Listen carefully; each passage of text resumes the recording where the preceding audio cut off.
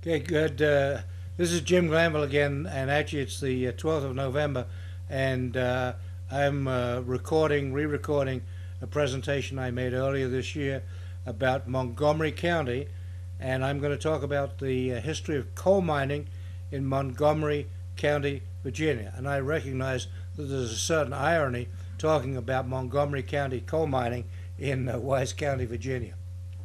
So this was the original slide. I taped this, I made this presentation in April of 2018 at the Black House, the Alexander Black House in downtown Blacksburg for the Blacksburg Museum and Cultural Foundation.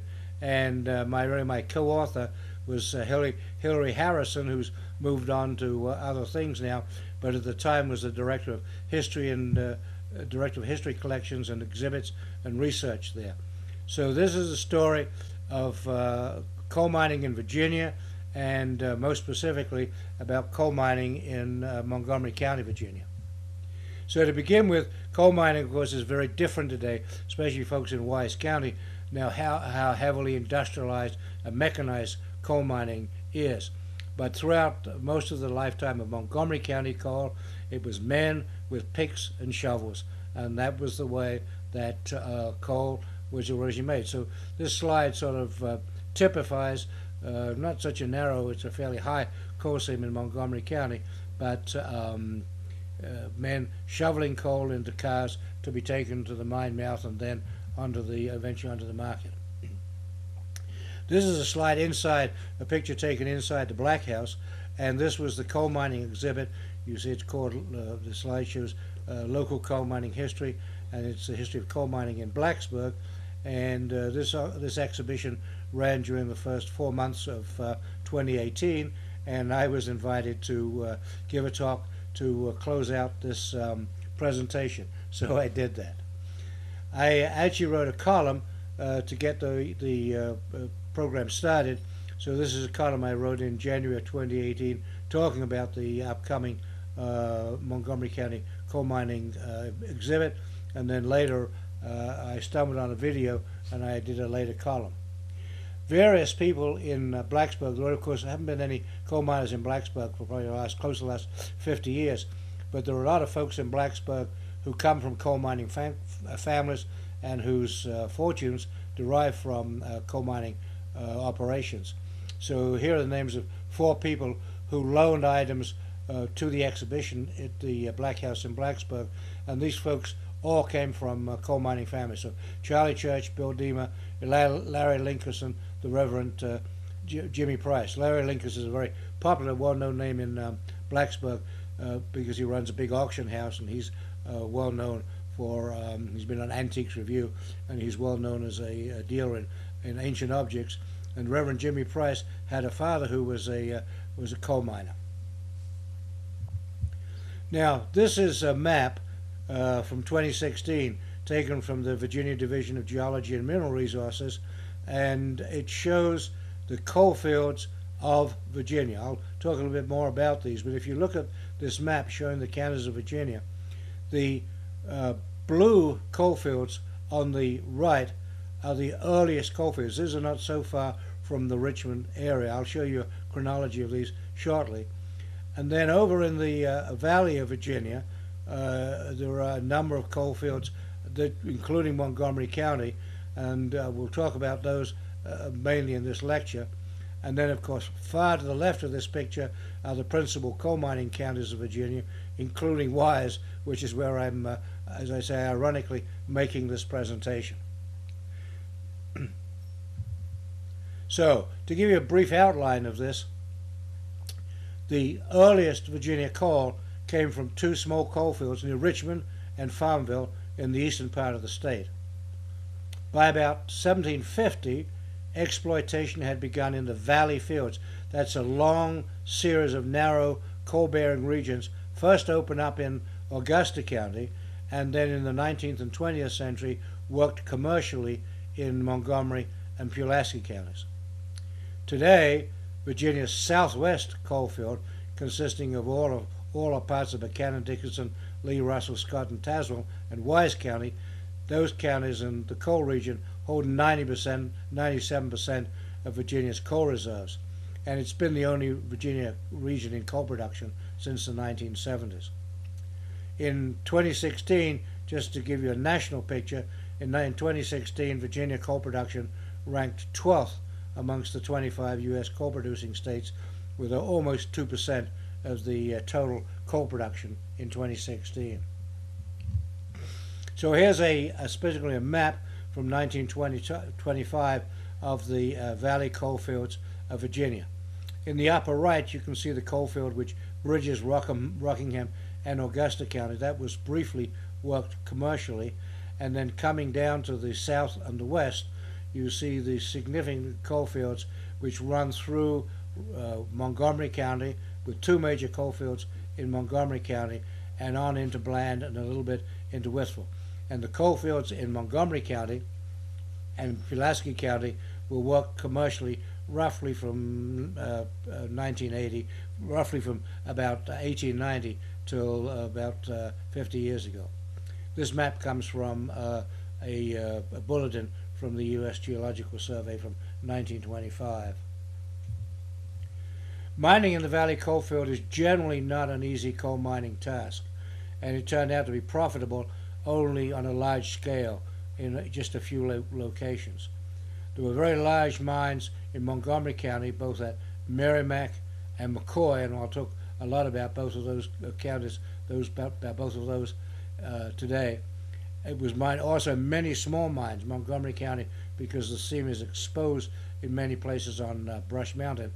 There were lots and lots of small mines, and then there was another large mine in Parrott in Pulaski County, which is essentially just across the New River from McCoy, so it's right on the border of Montgomery County and Pulaski County. Here is a description of the two coalfields in Montgomery County. The Brushy Mountain field, sometimes called Brush Mountain, the Brushy Mountain field lies along the base and the south slope of Brushy Mountain, and it runs all the way across the county from the New River at McCoy to McDonald's Mill, which is in the northeast corner of the county.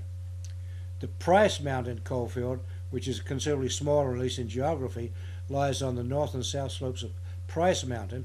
Price Mountain is really nothing more than a small ridge about 3 miles long, which is midway between Christiansburg and Blacksburg, and it lies to the west of Route 460. This again comes from the 1925 Bulletin of Virginia Coal. So here you see a map of Montgomery County, and there are 3 towns you need to know about to orient in Montgomery County. Blacksburg is a town which is on the north side, you can see there, of Montgomery County. Christiansburg, which is the county town where the courthouse is basically in the center of the county. And Radford, which is an independent city, not part of Montgomery County, lies to the west. And the most distinguishing feature of Montgomery County is that Interstate 81, which is not marked, but you can see it on the map, runs south of Radford through Christiansburg and then passes out through Irondo and on to Roanoke on the eastern edge of the county. In terms of terrain, you can see here with this map, you can see Brushy Ridge. This is taken from the Montgomery County GIS website. You can see along the northern area of the county, you can see Brushy Mountain, the ridge, which is the principal coal-bearing region, and then you can just see Price's Ridge, Price Mountain, which is in between Blacksburg and Christiansburg, and those were the two regions where coal has been mined in Montgomery County. Nothing, of course, is mined anymore, but that's where it was mined. And finally, I show you the same thing on a Google terrain map, which shows the ridge of Brushy Mountain very clearly, and Blacksburg and Christiansburg are one slightly above the center of the map and one slightly below the center of the map. So this is the geography we're talking about for Virginia, and here shown on that map the Brushy Mountain, semi-anthracite coal seam, and then Price's Mountain, which are the 2 principal coal regions of Montgomery County. This is finally a 1904 map taken from Engineering News, which I colored up and modified myself, and so Montgomery County is shown in blue with the so-called anthracite coal outcrop running along the northern end of the county, and with Brushy Mountain, the so-called anthracite coal outcrop shown between Christiansburg and Blacksburg. And this map is so early that it doesn't show Blacksburg, so I had to add the location of Blacksburg myself to show you this map. So this then sets the scene for what follows. In terms of a history, it is said, I'm not sure that the historical record is very clear, but it is said that Jacob Brost, a former Hessian mercenary, came to Montgomery County and operated a blacksmith shop and needed coal. In the early days, the principal use for coal in Montgomery County was for blacksmithing. There was a lot of coal, but there was no way to get it out of the county. You could get out by horse wagon, and a little bit of that was done, but that was a hard operation. In 1799, we have the first actual documentation, recorded documentation, in a land plat, which went to John and Francis Preston. That's the Preston family, prominent in Blacksburg. And that plat from 1799 actually records a bank of, quote, stone coal near the head of the North Fork of Tom's Creek. And that's today on the northern end of Blacksburg, and local people know that as Coal Bank Hollow.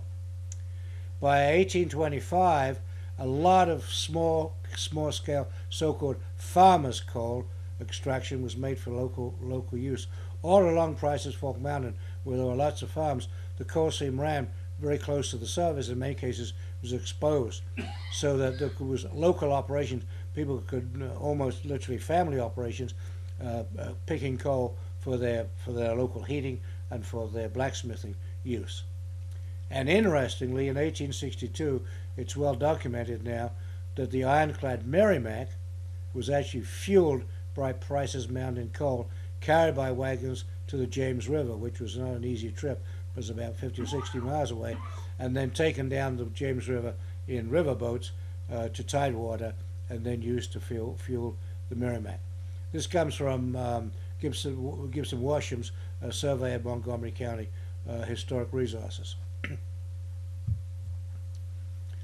In 1931, one of the earliest records I could find of the actual history of coal mining in Montgomery County, which is difficult to track, came from Professor Otto C. Burkhardt in 1931. And it turns out he was the first head of the Department of Mining Engineering at Virginia Tech, and he moved to Blacksburg in 1908. So he'd lived in Blacksburg for 23 years when he published this article. And I transcribed this article, but some of the information here is just word of mouth. And although this report is interesting, it's perhaps not entirely reliable. It certainly is not primary history. In any event, in part two for Montgomery County coal mining history, the 1880 Industrial Center counted, quote, 12 farmers' diggings producing 2,500 roughly tons a year of coal, worth about $7,000. And by 1890, there were 5, quote, regular and 7 local mines raising about 9,000 tons of coal.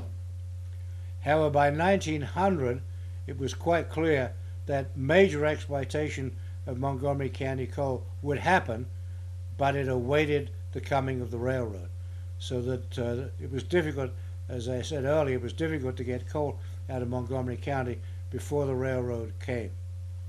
And in 1902, the Virginia Anthracite Coal and Railroad Company opened the large commercial Merrimack Mine on the Huckleberry Trail. The Huckleberry Trail is a railroad that ran from Christiansburg to Blacksburg. It was the early route for Virginia Tech students to go to Virginia Tech, and today it's been converted to a recreational trail. So folks in the local region know a lot about the Huckleberry Trail. And the name of the company is interesting. You notice it's the Virginia Anthracite Coal and Railroad Company. The point is that the principal use of the railroad was to haul the coal. Incidentally, it hauled people, but its principal economic purpose was to haul coal. And a few years later, the Virginia Railroad, then the Virginia Railroad, was extended all the way across the county to McCoy. So by 1907, coal commercially could be taken out of Montgomery County, and then it became, for the next roughly 60 years, a commercial proposition. In part three, to continue the history, In 1920, the Superior Anthracite Coal Company opened the Big Vein Mine, which is about 1.5 miles of McCoy on the northeast side of the on the northern side of the county on Brushy Mountain. And in 1928, the Great Valley Mine coal plant was built in McCoy. These operations were very successful, but as in so much of the coal industry, there was always a struggle between the ownership and the mining unions. And in 1934, there was a very significant strike. 400 unionized coal miners shut down some of the large mines, one of which at least never reopened. And by 1935, 4 county mines had rail connections. The Big Vein, the Merrimack, and the Brumfield and the Beecham mines, or the Merrimack in Merrimack, the other 3 in McCoy, they all had rail connections. By 1935, these big mines were commercially producing from 200 to 500 tons a day of coal a day, and there were 20 truck mines. Those were mines in which the coal was dug, brought to the surface, and then loaded on trucks, be taken to the railroad, and they produced between 2 and 20 tons a day. My guess is it's hard to estimate how many coal mines there were, but there were probably one time or another over the 150 years of coal mining in Montgomery County, there were probably upwards of 200 coal mines that we could name, but many of those coal mines were very tiny and very small. This information comes from Gibson Washam. I cited him earlier, and I'll show you the 3 standard textbooks of Montgomery coal mining history in just a second. This is just a partial list of Montgomery County coal mines. This is just Brushy Mountain coal mines in an edited book published by Jimmy Price in 1994. And as I say, my guess is that over the years there have been maybe more than 200, maybe as many as 300 coal mines in Montgomery County. It's interesting there because you go to Montgomery County and you talk to people, you talk to Virginia Tech students, and we're far enough away from it already that very few people in Montgomery County actually know that it was a significant coal mining town at one point, coal mining area at one point. And now, finally, to recite the final part of Montgomery County coal mining history here in Part 4, in March of 1935, the Merrimack Mine closed subsequently to a National Labor Relations Board decision, and it never reopened. And the nearby Brumfield Mine only remained open for about 4 years. However, the Big Vein coal mine in McCoy remained open throughout World War II and didn't close until finally in 1954. And the last large-scale mine to operate on Price's Fork Mountain was the so-called Northside Mine. It opened in 1949 and operated for a decade. After that, there were many small truck mines because they could get to the railroad, which continued to operate on both Price and Brushy Mountains until the early 1970s. What the railroad would do is the railroad would park a big railroad car at some convenient location, and then people would drive their trucks, and when the railroad car was filled up with coal, then the railroad would haul it away. But by the 70s, it was coal mining in Montgomery County was on a very, very small scale. And by 71 or 72, local coal mining just became a memory in Montgomery County. Why does Montgomery County suffer its demise? What are the reasons that it discontinues? Well, mining in Montgomery County coal is difficult because the seams of coal tend to dip steeply. That is, that they're not a sharp angle away from the horizontal, and so if you want to get at the coal, you've got to follow the seam down. So you have to go deep to mine coal in Montgomery County. Another big problem with Montgomery County coal is that it has a high ash content, as much as 10%. That's higher ash than in Pennsylvania anthracite. It's higher than in Pennsylvania anthracite, and it's 10 or 15% higher ash than is bituminous coal. The reason for this is, and I'll show you a picture of this in just a minute, the coal seams are broken by numerous rock bands, and the rock bands vary in occurrence and thickness throughout the Montgomery County coal fields, and that makes the problem of coal washing a difficult one. And coal washing is kind of a term of art in the industry Coal washing is, of course, literally washing the coal, but it also is the process. Coal washing is also the process of running the coal in front of people and having people pick out the slate or the rock to improve the quality of the coal. This was a process that was developed originally in Welsh and English coal, and was a very, very tough job. A lot of times young people were used to do that. It was a business that involved lots of injuries, lots of hands were lost and so on. But it was necessary to remove the rock from the coal to make it more commercially viable as a fuel. The other reason is that the Montgomery County coal mines were gaseous. They produced large quantities of methane, and methane, as most of the listeners will know, when mixed with air or oxygen, is liable to combust, and mining is very hazardous unless methane or ignition sources are very carefully controlled. Most of this information comes from a 1948 thesis, a master's thesis written by Ernest Bowman, which was to ask the question, should the Virginia Tech campus be heated by Montgomery County coal? It's actually quite an interesting thesis to read, and is not at all documented in the literature.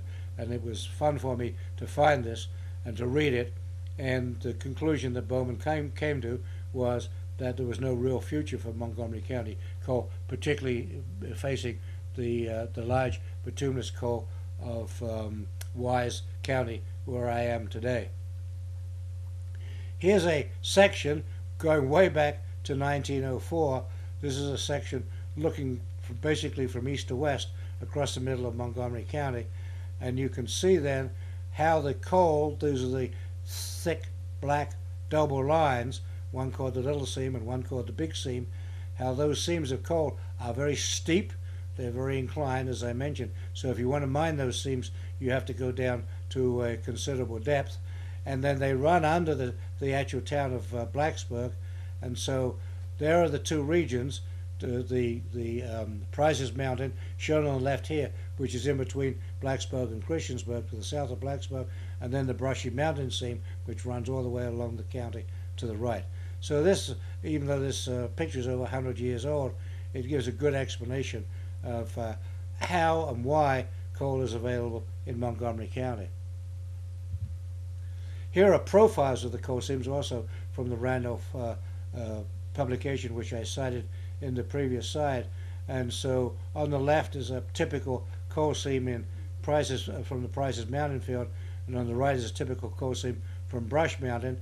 And basically, without getting into the details, black is coal, and gray and dotted is either low quality coal or in some cases actual rock.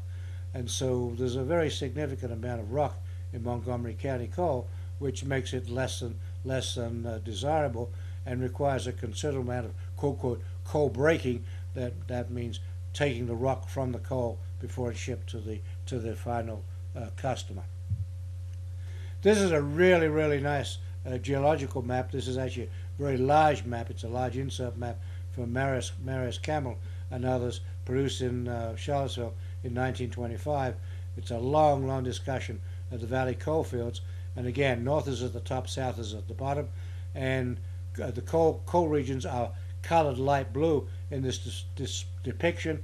And so you can see the light blue wiggly seam at the north. That's Brushy Mountain. So anybody and that coal outcrops all the way along Brushy Mountain. So anybody who had land in that part of the county basically had a ready coal seam on their property. And then in the south, you see shaped like a big oval, you see Price's Mountain, and there you can see in between the two the town of Blacksburg, which is of course where I live today. So the geology of the seam, you can see on the right all of the geological regions going through depths in the county.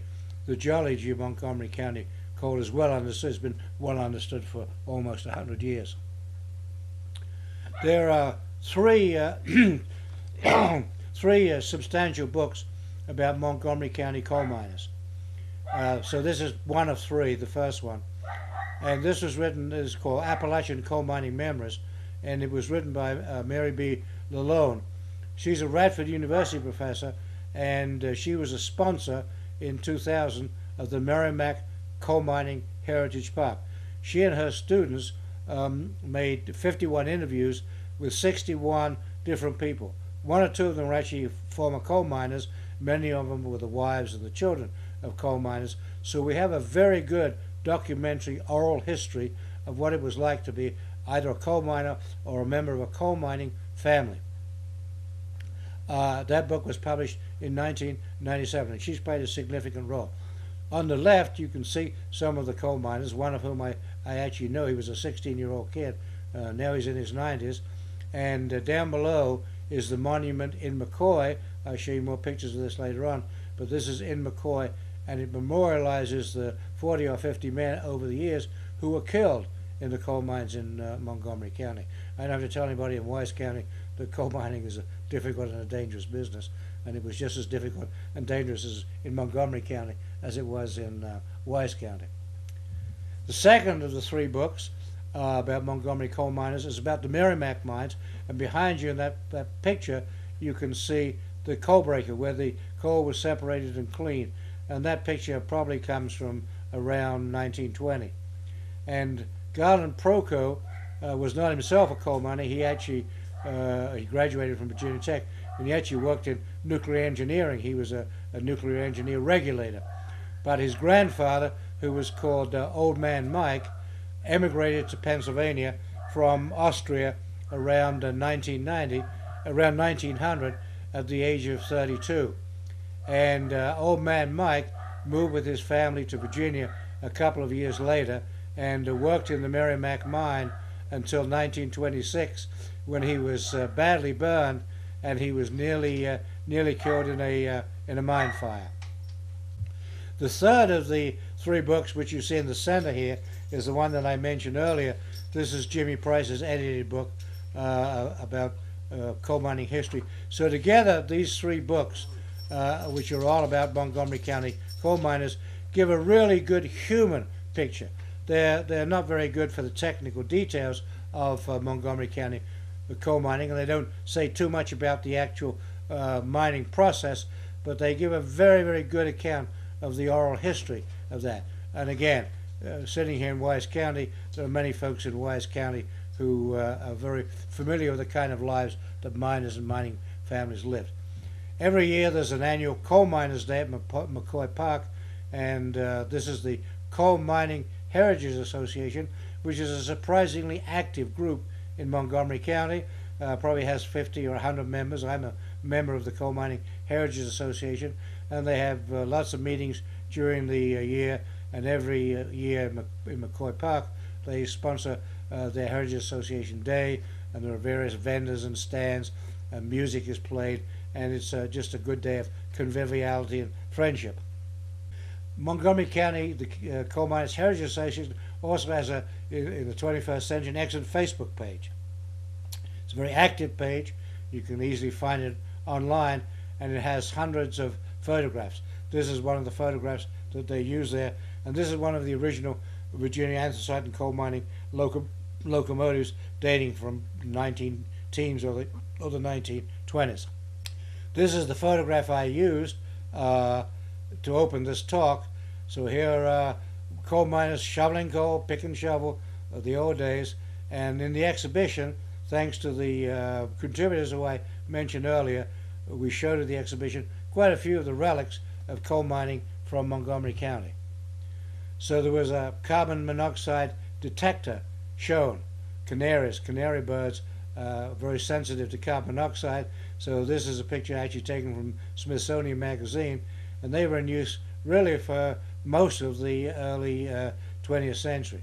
Nowadays they're replaced with electronic detectors, and you can read that the miners often made pets of their canaries, and a canary cage was one of the local things that we showed in that Hilary Harrison found to show in the Montgomery County mining exhibit. Most few people today in Montgomery County would know what a canary cage is, but that's what we showed. Here's a miner's lunch bucket. I didn't get a picture of the lunch bucket in the exhibition. This one comes from Kansas, from a website in Kansas. But because mining was such a strenuous job, hearty eating was important, and miners worked different shifts around the clock. So instead of eating lunch, many would be eating dinner or breakfast from these big buckets which were taken underground with them. We showed one of these in the exhibition. I was very impressed by this. We had an 8-foot long auger in the exhibition at the Blacksburg Museum, and an auger is basically a huge drill. This one is about 8 foot long, and on the left you see that brace. What the miner would do would be to put that against his chest, and then you can see the winch. You could move the winch and auger that in, and so a long hole would be drilled into the coal seam, and then that would be where the dynamite charges would be rammed and exploded when the miners wanted to move the coal face forward. So this is called a breast auger. This one again comes off the web, but we had a real breast auger on display in the museum for the Blacksburg exhibition. This is a miner's carbide acetylene lamp. There are actually, this image comes off of eBay, but there are actually 2 or 3 of these shown from local contributors were shown in our exhibition. And there's just a little bit of chemistry here, and since I once taught chemistry, I can actually say something about the chemistry of this. Carbide looks like a black powder. Used to be made on the New River, not far from Wytheville, in Wythe County. And calcium carbide chemical formula CaC2. You can see the one chemical equation I showed today. And to get that, you basically bake limestone with coal, and that makes calcium carbide. Comes as gray pellets, and then when you make those pellets wet, there's the water, H2O. Then the calcium carbide reacts with the water to make calcium hydroxide, so that's CaOH2, and it makes C2H2, which is the gas acetylene. And so acetylene can be fed to the lamp and lit, and so you have a lamp. In the lamp you have a supply of calcium carbide, a water drip. The water drip slowly generates the acetylene, and the acetylene lights the lamp.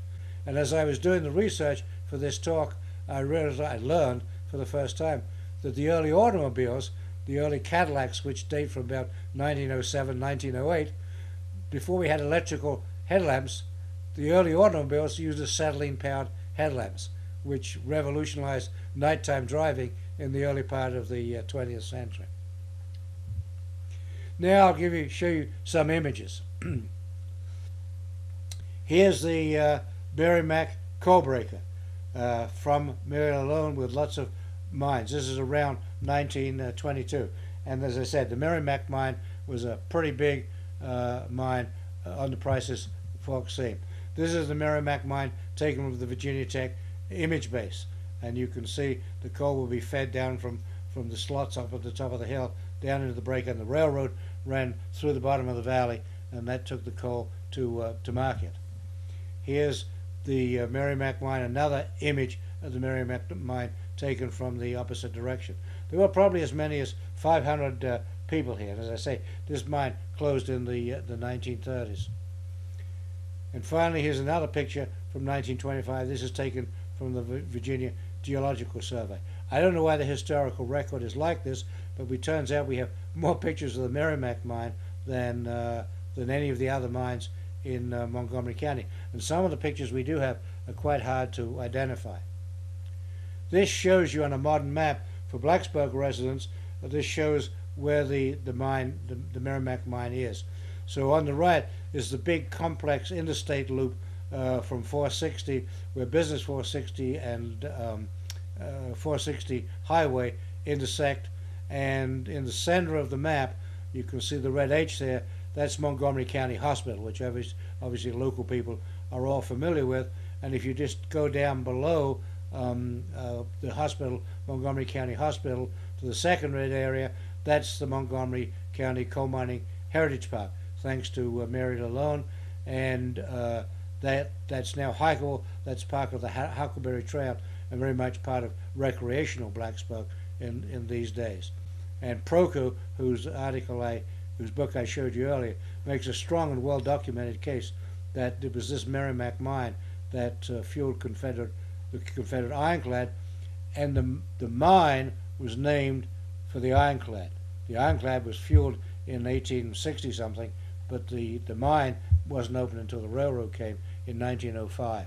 But the people who operated the mine were aware of the history, and so they called it the Merrimack Mine in honor of the Merrimack ironclad. Here's Merrimack today. This is I visited there with Hillary Harrison on a very, very cold day in March of 2018. So there's the little village of Merrimack, and if you look to the left of the road, you can see the big marker sign. That's the marker which introduces the Heritage Park Trail. So there you see the entrance to the Coal Mine Heritage Park Trail, and there's the entrance to the Coal Mining Heritage Park. We didn't go up there this day because it was too cold to go hiking on the trail. It was, I think, about 15 degrees Fahrenheit this day, so we didn't go and do it. But this is now very, very recreational, and all the bikers and the walkers in the Montgomery County area are affiliated because they like to walk through here. This is one I mentioned earlier. I've asked for help, and a couple of people have suggested places, but we have this image in the Virginia Tech database, and nobody seems to be quite sure exactly which breaker this is, but it's labeled as being a railroad and a coal mine near Blacksburg. Surprising how little history we have. For example, when it comes to coal breaking, I found nothing specific. In a fairly heavy literature search, I found nothing about coal breaking in Blacksburg, about the actual process itself. There doesn't seem to be any record that I can find. Here's a much smaller coal mine. This was a coal mine which had to carry the coal to the railroad by a horse. So this is actually the Slusser Coal Company at Coal Hollow. It's about 5 miles from the railroad, and this comes out of Jimmy Price's book. Here's Sunnyside Park. This is only about 3 miles west of Blacksburg, and again, this is part of the efforts of the Coal Miners Heritage Association to memorialize the coal mining in Montgomery County. So this rather large and attractive monument, 2 pictures of it shown here, is a so-called Brush Mountain Coal Miners Memorial, and on the left you can see that the image on the left shows the right-hand side of the memorial and the names of many of them, the miners who were there. And folks who live in Montgomery County today, names like Linkus and so on, many other names, Slusser, many of these names are familiar, because many of these families live today in Blacksburg. So this is an interesting place. Just a little about the problems of coal mining. Is a specific example of coal mining of a coal mine explosion being caused by smoking. Quote, "Smoking had been a problem at the Parrot Mine, just a few miles west of Blacksburg, as I said earlier, and it's just across the New River in Pulaski County. And 2 men have been fired recently for trying to smuggle cigarettes into the mine. One in a biscuit and another in a shoe. And in the afternoon of January the 18th, 1932, there was a terrific explosion, 3,000 feet underground. I remember I said that coal mining had to go very deep because of the steep seams. Coal mining had to go deep in Montgomery County.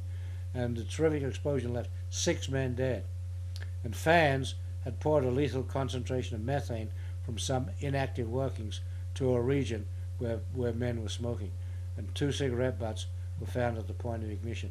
This quote, which is all a quote, this comes from Edward Henson, who was a professor at Clinton Valley College, which is here in Wise, and now you know as the University of Virginia at Wise, and he presented a paper to the Historical Society of Southwest Virginia in 1987 called 100 Years of Coal Mine Explosions in Southwest Virginia. So we know a lot about the coal mines. This is one of 2 that he talks about in Montgomery County. Here's a newspaper report of the 1946 McCoy coal mine explosion. So this is now on the Montgomery County side of the New River. And to quote from the official report, "Gas released from a fault in the face of the crosscut by a shot, or partly accumulated there, was ignited by an arc from the controller of a storage battery, a storage battery locomotive, in the section near the crosscut." So this was an industrial accident. This was not men smoking. This was simply equipment which malfunctioned, and it malfunctioned when methane gas happened to be present.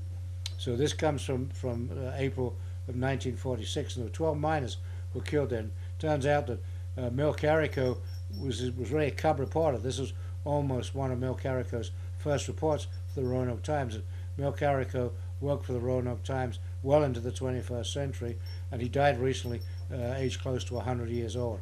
Became a political reporter and was well known. He always wore a baseball cap, and so he became well known as a prominent political reporter. But this is one of his very early reports. This is a map taken from the Bureau of Mines Bulletin showing what happens. This is now down around probably 2,500 feet of McCoy, and what you're seeing here is these blocks. And for people who are not familiar with coal mining, when you mine coal, at least by the block coal mining method, you take out a lot of the coal, but you have to leave a lot of the coal in place so that it supports the seam, so that the seam doesn't collapse. So what you're seeing here are large blocks of coal with passageways in between them. And that's how the coal was brought out. And in the lower right was the working face. That was where the explosion occurred, and the effects of the explosion then spread back to the west, as shown in this view in the gray area. And as I said previously, there were 12 men killed in this explosion. To commemorate that, this is at Sunnyside Park, where the Brushy Mountain Memorial is. There are other memorials.